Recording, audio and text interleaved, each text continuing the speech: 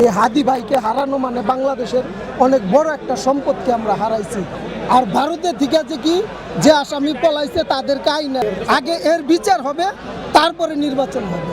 আমার লাইফে এটা ফার্স্ট, এত বড় জানাজা আমার ইতে দেখি নাই।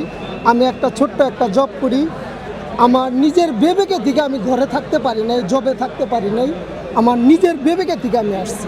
এটা আমি কোনোভাবেই ঘরে থাকতে পারি না, আমি ওইখানে ওইভাবে রাইখে আমি আসছি আমার নিজের বিবেকে থেকে। তার মানে এই লোকটার এই কয়দিনে আমি মোবাইলে দেখে আমার মনে হয়েছে যে কি আমাদের বাংলাদেশ বড় একটা কিছু হারাইছি। এই হাদি ভাইকে হারানো মানে বাংলাদেশের অনেক বড় একটা সম্পদকে আমরা হারাইছি। সাউথ টাউনে হোক আপনার স্বপ্নের আবাসন, শতভাগ রেডি প্লট, সাথে সাথেই সাফ কাবলা রেজিস্ট্রি। এটা কোনোভাবে পূরণ হওয়া সম্ভব না।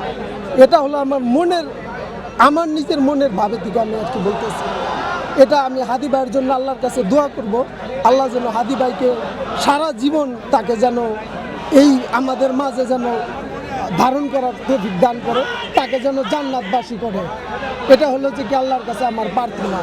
আর প্রতিটা বাঙালির যেন হাদির চিন্তা ভাবনাটা প্রতিটা মানুষ যেন ধারণ করে, যে না হাদি যেভাবে কথা বলছে, হাজি যেভাবে রাজনীতি করছে, আমরা ঠিক এইভাবে একটা কিছু করি হাদি ভাইয়ের মতো।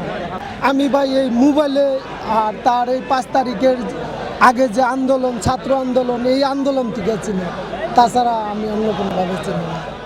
সর্বোচ্চ এদের যে কি 3 মাসের ভিতরে এদের বিচারটা করে দেওয়া উচিত। আর ভারতের থেকে যে আসামি পলাইছে তাদেরকে আইনে এই সরকারের কাছে দাবি আমাদেরকে 3 মাসের মধ্যে, আগে এর বিচার হবে, তারপরে নির্বাচন হবে। আমার দাবি হলো এইটা, আগে বিচারটা আগে হওয়া উচিত।